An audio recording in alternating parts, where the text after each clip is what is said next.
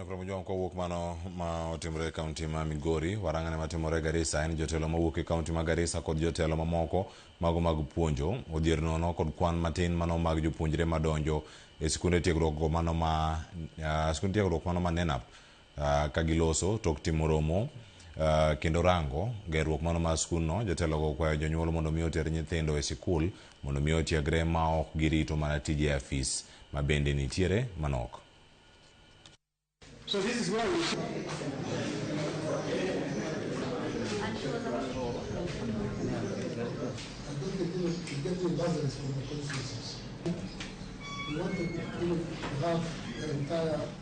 if you are a Form 4 leaver and even a Class 8 leaver, of what grade, of all grades, even if you get A, you still have the opportunity to get skilled. Today, the world has moved from producing certificates into, competency level.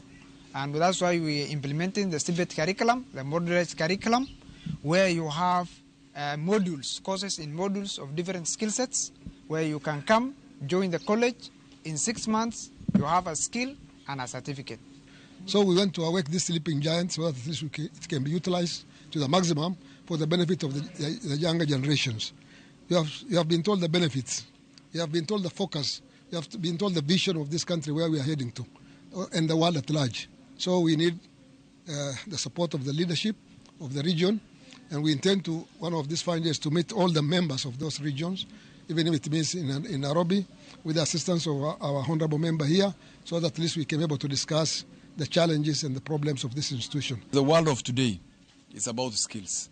It's what you know. It's not just about the paper that you have, but what you have learned in terms of skills or the skills you have.